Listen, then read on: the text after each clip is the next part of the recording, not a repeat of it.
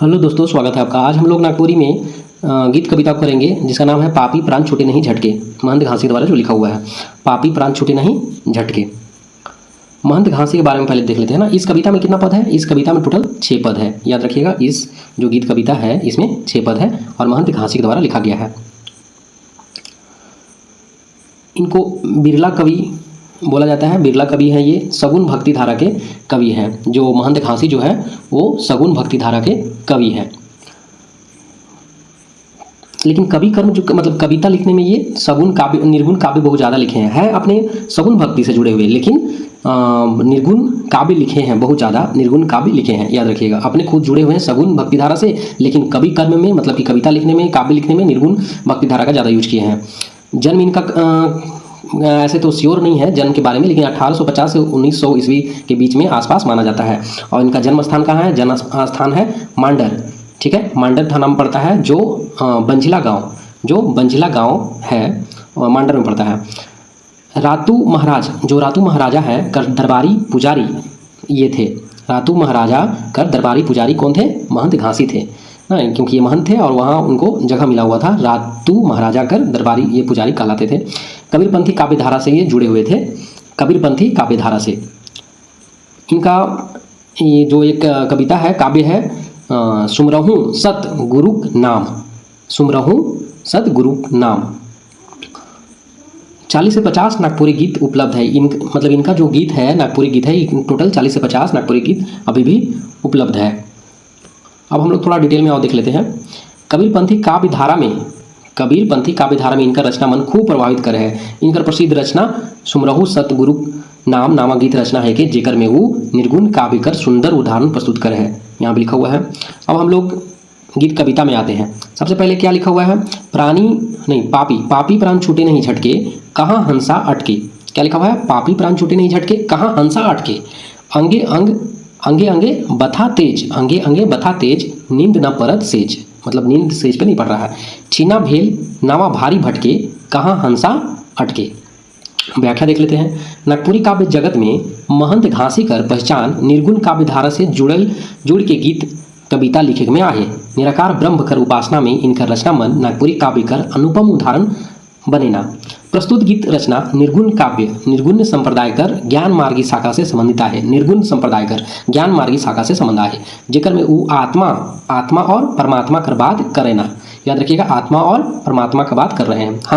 हंसा के प्रतीकात्मक रूप में प्रस्तुत करे ना। हंसा का प्रतीकात्मक रूप में प्रस्तुत करना है और कहना कि पापी प्राण झट के नहीं छूटता है। मतलब जो पापी प्राण होता है वो जल्दी नहीं छूटता है। हमरे कर गति अचके खत्म नहीं हुए। हम लोग का जो जीवन है, गति है, अचानक खत्म नहीं होता है। सोच के अपन गति पर हमरे परेशान रहिला। जीवन एतई कठिन आहे कि हमेशा विपत्ति से भरल रहेला।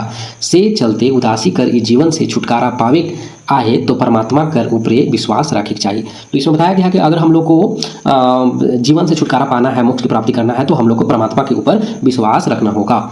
नेक्स्ट देखते हैं हम लोग। उठत ऊर्धक सांस छूटत नहीं माया फांस, सुखल कमल छीन लटके, कहाँ हंसा अटके। तो व्याख्या देख लेते हैं। प्रस्तुत छंद में कवि आत्मा के लक्ष्य करके परमात्मा तक जोड़े चाहेला। सांस कर ऊपर धक्की और जीवन कर जंजाल से जिंदगी पे हाल होएला। सुखल जल में कमल नहीं अटके, जैसे सुखल जल में कमल नहीं अटके चाहे नहीं खिले, उसने परमात्मा भी आत्मा के तब स्वीकार करेला जब वो गति के परमात्मा से जोड़ेला। जब अपन गति से परमात्मा जोड़ता है तभी भगवान स्वीकार करते हैं, नहीं तो नहीं करेंगे। नेक्स्ट हम लोग देखते हैं। गुपुत भयल जीव। अब यहाँ पे क्या है? जीव को गुपुत मतलब गाय। मुखे दये गुई घीव ना, जब आदमी मर जाता है तो घीव मुंह में डालते हैं, अग्नि देते हैं, इस तरह से। तो गुपुत भयल जीव, जब आदमी मर जाता है तो मुहे दये गुई घीव। आए दूत धरे कर अचके। अब यमराज दूत अचके धरने आ रहे हैं, मतलब उसका प्राण लेने आ रहे हैं। कहाँ हंसा अटके। प्रस्तुत छंद में कवि मानव जीवन कर सुख दुख की चर्चा कर है। हर जीवन कर अपन रचनात्मक आहे, जेकर से ओकर पाप पुण्य कर लेखा जोखा सामने आवेला। यह लेखा जोखा तब काम आवेला जब परमात्मा से मिले पर अपन कर्म कर हिसाब देख पड़ेला।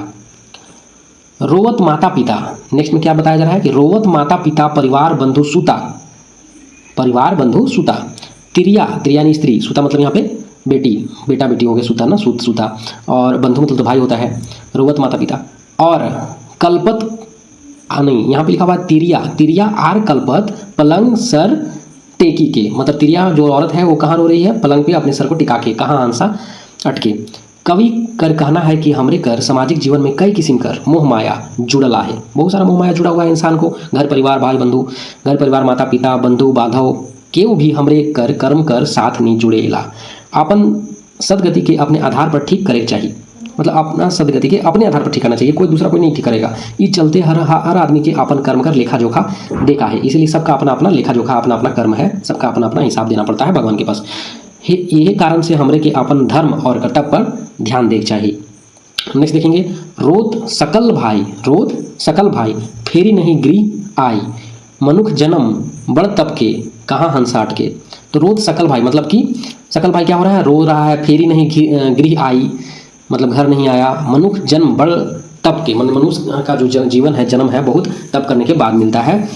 तो व्याख्या देखते हैं, कवि का कहना है कि जब हमर आत्मा मृत्यु पश्चात परमात्मा से मिले के लिए तैयार होवेला, तब कोनो भाई बंधु एकर हिसाब नहीं लेवेना। मृत्यु के बाद फिर से घर घूर के आवे के संबंध न खे, मतलब मृत्यु होने के बाद फिर से घर आने का संबंध नहीं खे, से चलते हमरे के जन्म कर तप के सुंदर ढंग से पूरा करके चाहिए। तो मतलब जो हम लोग का जन्म हुआ है ना, उसको सुंदर ढंग से पूरा करना चाहिए। हर आदमी का जन्म कठिन चुनौतियों से बीतेला, से चलते जीवन का रहस्य का समझते परमात्मा तक पहुँचे के लिए उपाय करे चाहिए। नेक्स्ट और लास्ट पैराग्राफ है, घासी महंत दास छूटी गए सबक आस, लय चलहूँ मरघट के कहाँ हंसा अटके। कवि कर कहना है कि संसारिक जीवन में जब हमरे जन्म पाई ही, तब इस शरीर कर गति मृत्यु के साथ जुटेला, मरघट में ले जाए के आखिरी क्रियाक्रम करल जाएला, जहाँ मोह माया कर सब आस छूट जाएला। तो आज के लिए इतनी दोस्तों, हम लोग फिर एक नए वीडियो के साथ मिलेंगे, तब तक के लिए धन्यवाद।